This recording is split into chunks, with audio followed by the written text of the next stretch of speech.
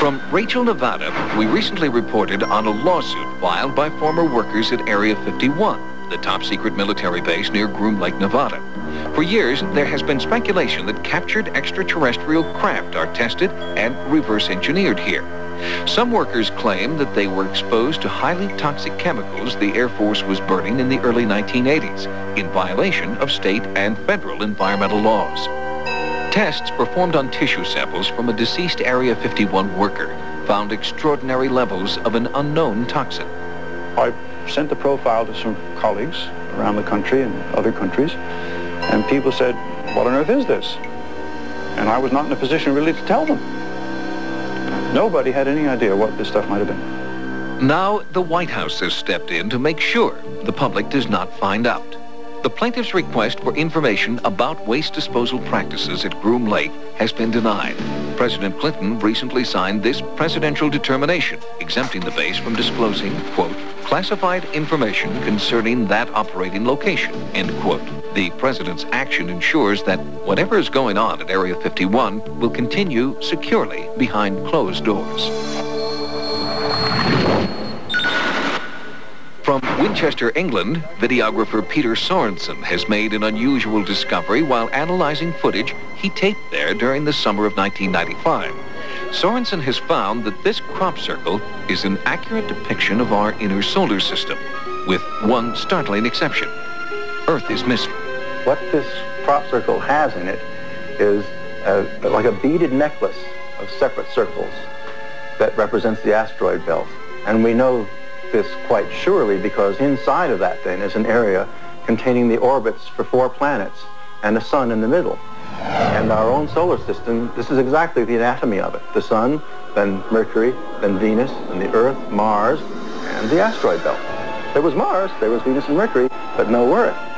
And like a little chill goes through me. I think, wait a minute, what does that mean?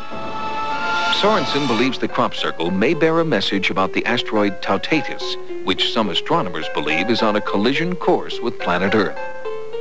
We've just discovered that there is a large asteroid, and it's headed towards Earth. It'll be here in 1999, and it may very well hit the Earth. It's within a very small distance, astronomically speaking. And I go, asteroid belt, crop circle, missing Earth. It all came together. And if it was to strike, it would be similar to what happened when the dinosaurs became extinct.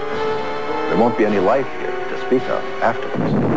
The missing Earth crop circle has added fuel to the doomsday fire, but Sorensen believes this pattern is a warning and that we must put technology to work in order to avert disaster. For a long time, many scientists have been recommending that we should have missile systems in place that are designed to go out and hit an asteroid, push it out of the way.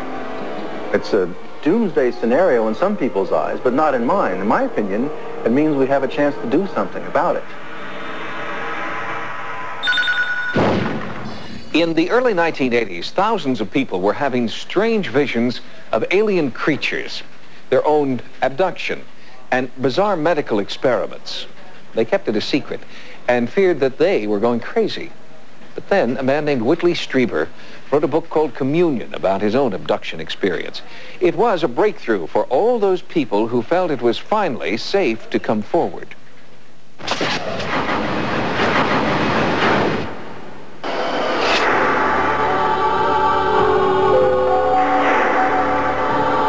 In the middle of the night, I woke up and found myself, instead of being in my bed, in a little cramped room with what I perceived to be long faces with big black slanted bulging eyes staring at me. A lot of noise and activity around me. Something was fired into the side of my head, a little needle, and then it was just black. And the next morning I woke up. At first I thought I was crazy. And then I had to face the fact that it was something real that I did not understand. And it became clear that whatever it was, that it did appear to be contact with aliens. Did some research on them. I wrote a book about my experiences called Communion. Communion was the first book to crystallize the alien abduction phenomenon. It was an instant hit and stayed on the bestseller list for nearly a year. The book's success transformed the lives of Whitley and Ann Strieber. When the book Communion first came out, Whitley and Ann were receiving thousands of letters a month. it was very difficult to actually handle all that mail, and they felt that they had an obligation to respond to these letters.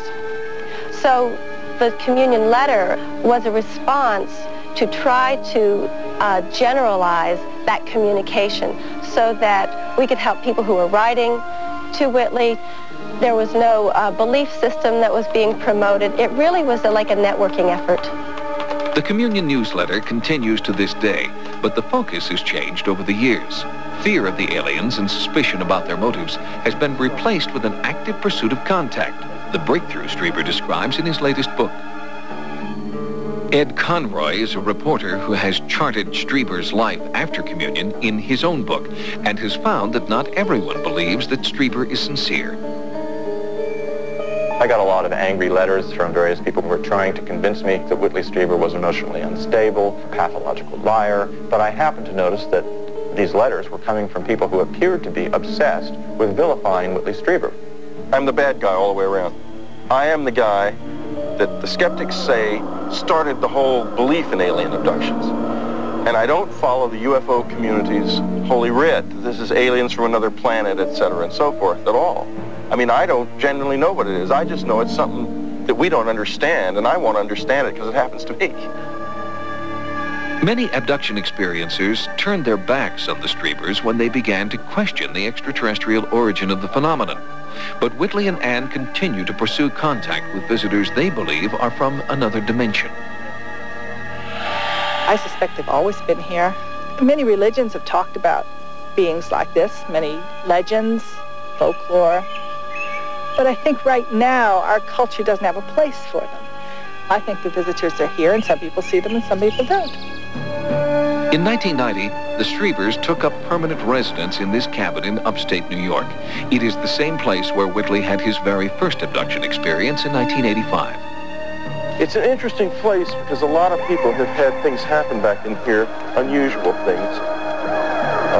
Hunters who have seen figures. I will bet you that if we went back 500 years and talked to Indians, we'd find they were telling the same stories. Whitley wanted to write another book, but he feared continuing criticism from skeptics. So, before he began work on Breakthrough, Whitley claims he gave the visitors an ultimatum.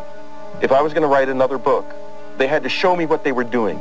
And they had to do this in multiple witness experiences, where I would be able to verify everything they were doing, step by step. Over the next 5 years, the Striebers' cabin became a laboratory for the abduction experience. People from all over the country came here to make contact with the visitors and to be interviewed about their experiences. Many who came here did make contact, and for the first time since the project began, the Striebers have allowed a television crew to visit the sites where Whitley and his guests experienced most of their contact. I felt something climb into the window. I thought it was a skunk or a raccoon that had climbed onto the bed. I very slowly rolled over, and what I saw was a small being crouched at the foot of the bed. 1 foot on the window ledge, 1 foot on the bed. Its leg was touching my leg. I could feel it as much as I'm feeling the chair under my body right now. It just very simply raised its hand. And my instinct, my reaction was, well, you fool, reach out and touch it, you know? Which is what I did. I just reached forward and allowed my fingertips to touch its fingertips. And what actually occurred at that moment was a sensation, not unpleasant, like what you'd feel if you touched a tuning fork, you know, a vibration. Down my hand, down my side, almost like a circuit was made to the point where its leg touched mine. I saw a large glowing ball of light that came from behind the group and floated over the level of the trees, and really not very high above us. I mean, it was very close to us, and I must say that that was an extraordinary thing to see. Breakthrough chronicles many of the visitations his guests have experienced here. But despite hundreds of accounts from independent experiencers, Strieber still struggles to understand why. Why this place? Why him? 10 years have passed. I've had many of these encounter experiences. And it has been the hardest thing in my life. It has, in many respects, destroyed my life. But I wouldn't trade it for anything. It's better than climbing Mount Everest. It's been the most exciting darn thing. Incredible experience. Incredible. Whitley Strieber believes that within the next few years, there will be yet another breakthrough in the abduction phenomenon. He feels that the visitors, as he describes them, will reveal themselves in a more concrete, public way and tell us why they've come.